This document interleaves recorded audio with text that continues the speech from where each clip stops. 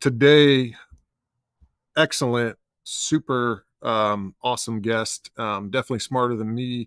And most of these, all of these are. Um, some people call him B. Some people call him Big. Big dude. Um, worked with this guy for the past, across the last 8 years. He's a game changer. All right, so he's a culture changer. B is from the Big D, Dallas, Texas. Means of employment in the past: line mechanic, TPM planner. Was actually mine when I got into the manufacturing business, where he probably learned his first round of managing up. Um, Became a group lead. Actually pulled him out of that TPM planner job. I was like, dude, you need to be out here on the floor. All right. Like, this is where you impact. Let's go. Becomes a supervisor, becomes a manager, line manager. And in this manufacturing facility, a line manager doesn't just manage like people in the operation. Right. So in this plant, like Yeah. a lot of companies do, you manage maintenance, like overhauls, repairs, Yeah. the whole thing, right? The whole 10 yards. Become that manager and then become a senior manager. Now, the interim site director, plant manager. So, hobbies, engineering, metal fab, wicked talent there. Muscle car restoration. I've seen some of your projects come out. It's crazy what you can do with some steel. And something that you didn't list on your hobbies that I'm going to bring up right now is your passion for new technology. Uh, Absolutely. Super, like you taught me so many things around that throughout those 8 years, not just the times that we worked together. Um, but, I thought that was a good one to bring up because it's very important. Yeah. So, Absolutely. Absolutely. all right, memory section. He's one of your guys, um, you know, reported as a, peer side to side there for a while, but then ended up reporting to you. Um, Actually backfilled your line manager position at one time. He'll always remember and hold himself accountable to the same standard. Was your high expectation of leadership on your production lines? uh, there's multiple times that called us to the carpet. And when you say call us to the carpet, I'm thinking, okay, so the office in that room probably had carpet. Is that what that means? Yeah. The carpet could be just about anywhere. The blue floors where the incident is happening in the office, in their office, So a lot of different places. that opens up my mind. Called to the carpet. That's a new saying for me. Yeah. That you always pushed him and his fellow leaders to the extreme to show them their potential. Yeah. And I think that's a theme that's going to go throughout the conversation. He always um, was giving us the why behind the what. Sometimes that takes time, right? Um, Yeah. he helped guide us through decisions on how folks, sometimes senior to you, um, view the situation, like how to, manage through that ambiguity. A true servant leader, um, that is few and far between. So that's the Moose comments. Joel, another guy that I was able to work with really closely. I know you guys were pretty close on a lot of things, and Yeah. you know, man, some of the stuff that Joel's doing nowadays, I'm like, how the dude, Dude super is brilliant, man. talented. Gosh, like Brilliant. Joel's gonna do awesome things, right? Yeah. Um, he said you always, and because Joel's kind of like me in a lot of ways, like, hey, now let's go. He said you always kept the situation light. All right. Yeah. So that's also very important. That you had a famous saying, and when we worked together, said it all the time. It's gonna be all right. Exactly. Don't worry. Everything's gonna be all right. All right. Next guy, Captain Gimba. We both reported to him directly, there for a few years. He was my direct boss, and you and I worked together on the floor mostly on Yeah. BID, but on some other lines as well. Um, that you always had the big picture in mind. Super important. I think, any key leader always has to keep the big picture in mind. He recalls buying some headphones from you, like as a side hustle. Do you remember that? What was that? I gotta ask Yeah. because So I I had, kind of remember that too, but yeah, Joe had him on at the last time we saw each other, um, nice. up in Chicago. But there's a place not too far from where I lived, and it's like a liquidation warehouse where big companies, Sony, Microsoft, they would have this excess of stuff that they've produced, right? In our case with these Almost like an headphones, they had overstock warehouse type of deal. exactly, and they basically auctioned off those lots. So I bought a big lot of Sony noise canceling headphones. Maybe I got Oh, them from you. I don't know. no. So the Sonys did kind of look, and the Sonys did kind of look like those. They're just like a dark gray, like a gunmetal gray. But I bought I won an auction for a lot of headphones, and I would use them, to kind of zone out and work on the car and stuff like that. And I had a pair. Somebody asked about them. I was like, because I didn't want to bring them into work. So I was selling them outside of work. People kind of got wind of it. So I was like, yeah, man, hey, I'll sell you a pair. And it kind of Sounds took off from there. sounds like you had a good network. Yeah, really good network. Awesome. What? Okay, so I remember, joking with Kurt all the time about Captain Gimba and Sean. Sean knew it, right? Like there's a bit of pride on his sleeve for that. What do you remember about Captain Gimba? Yeah. Hindsight being 2020. Well, first I trusted whatever it is he told me to do. He did a really good job of Boom. Shamrock. building that trust. Yeah. So if he said we need to Gimbo every 30 minutes, then I would go to Gimbo every 30 minutes. But um, I saw over the years, I saw that he was right. Right. He wanted to get in front of it. Let's have a conversation about it. Don't send it to teams. Don't just leave it in an email. Let's go get in front of it and look at it. So um, I, tr- you know, he, like I said, he could have asked me to run through a wall. I would have did it. Yeah. So it was just a matter of trust that I had in him to trust the direction that he was taking us. Yeah. So not a big deal. It was like, hey man, whatever it is you need me to do, man, I'll go and knock it out. When Point I them look out. Nice. When I look back on, because I've been doing some reflecting and looking at, strategy and Yeah, when I look at some of that basic strategy, Gimba early and often, get to the point of friction, be that guy yeah, that's like, I don't know, I'm gonna figure it out though, right? yeah, I'm gonna go yeah. see it. I'm gonna be there. Yeah, I'm gonna, right. side by side, and I think he did that, pretty well.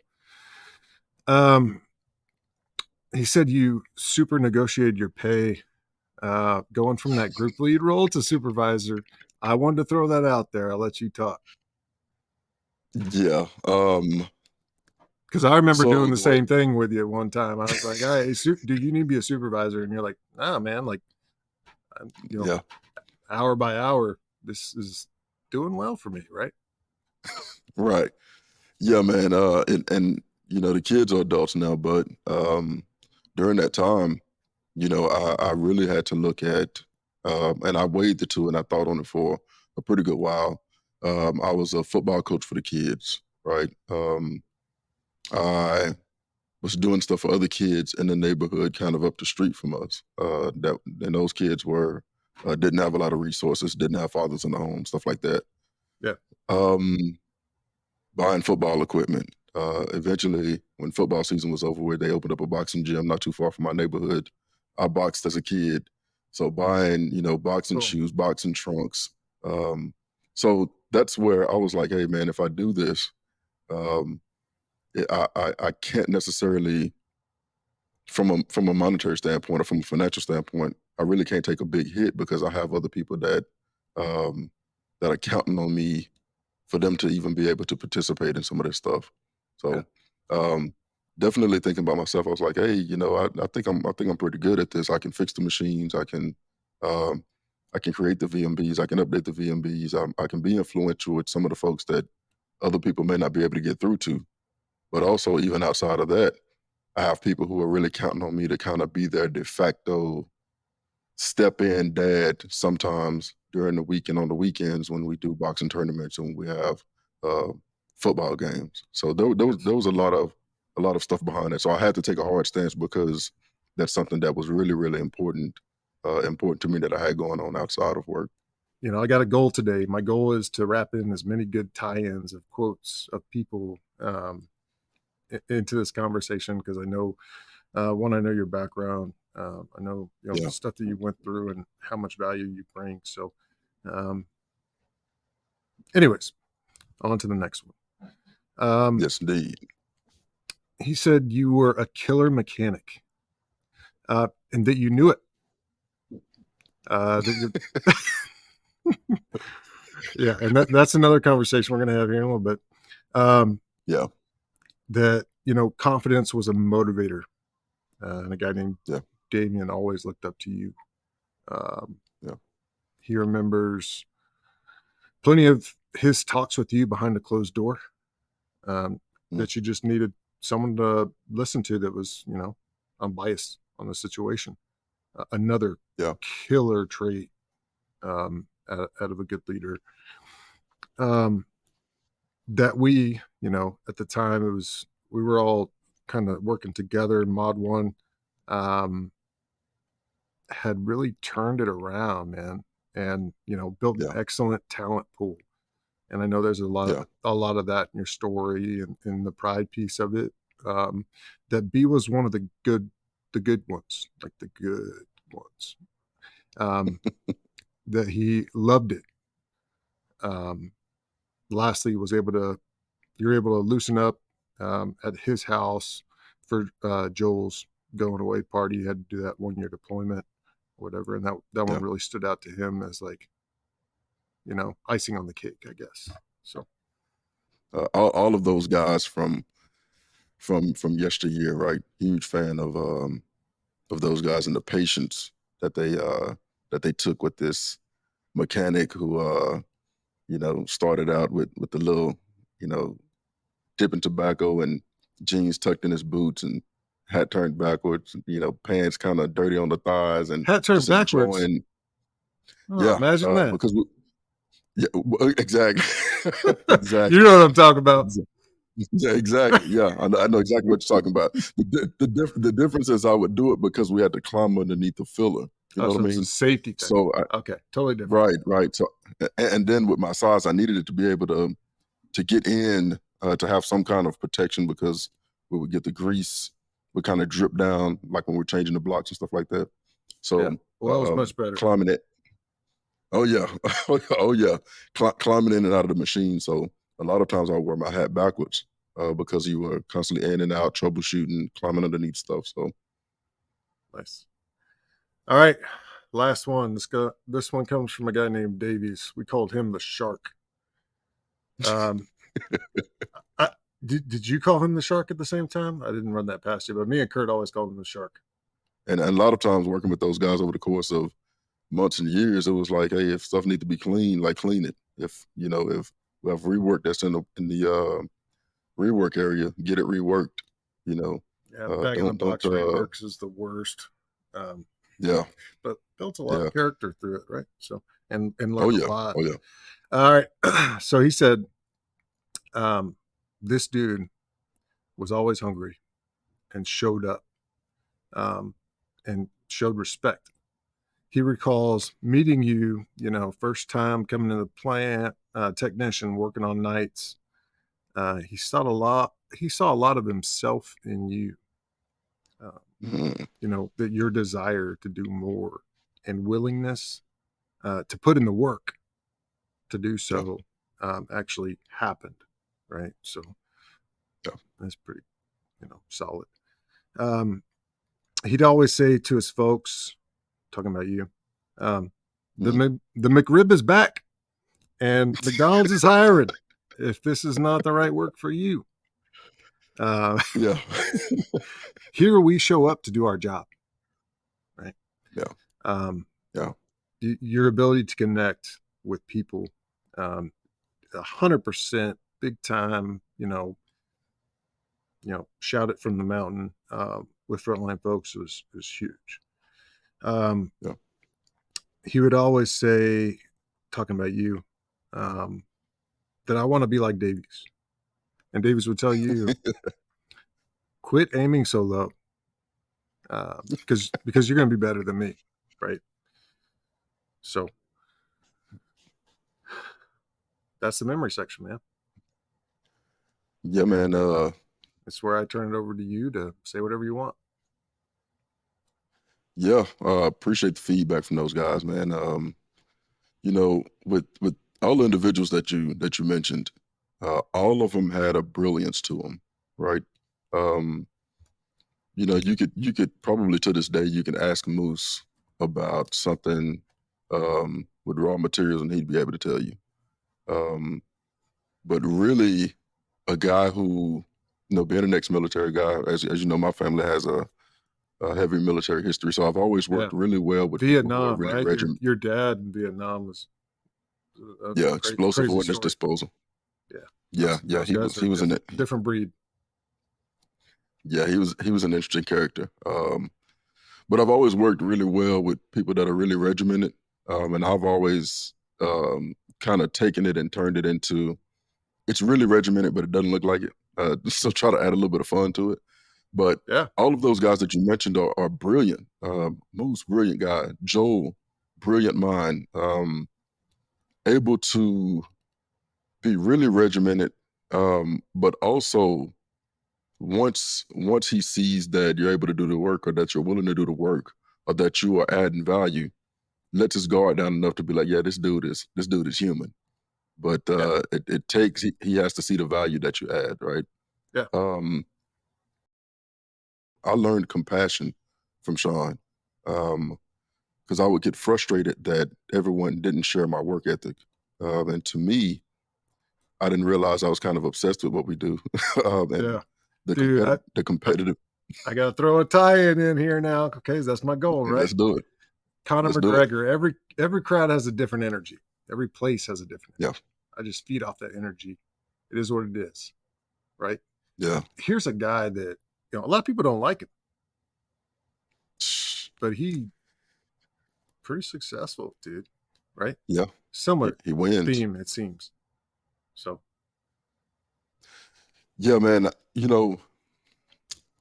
It's one of my core beliefs is, you're either winning or you're losing, right? After the emotions, and um, after the excuses, or after the explanations, you're either winning or you're losing. Um, in the process of doing that, and this is kind of where comes in. In the process of doing that, sometimes you can push pretty hard. Um, yeah, I remember. in my in, in my ignorance, I thought everyone appreciated that, because I was always like, "Hey, push as hard as you need to. I'll get it done." And eventually, I start getting it done before you ask for it. But I learned compassion from Sean. Um, we had an operator that had a pretty rough background, and I've been trying to work with him with my limited leadership skills at the time, being a group lead. And finally, the guy got to a final, and I kind of checked out on him. I was like, "He's done. He's not going to be able to help." Was it Nick? My patience is, yeah, it was Nick. Oh It was man, I Nick. called it. It was Nick. I was like, I have no more patience for the guy. And in true fashion, he kind of tilted his head to the side, and he was like, "Keep working with him, B. Keep working with him."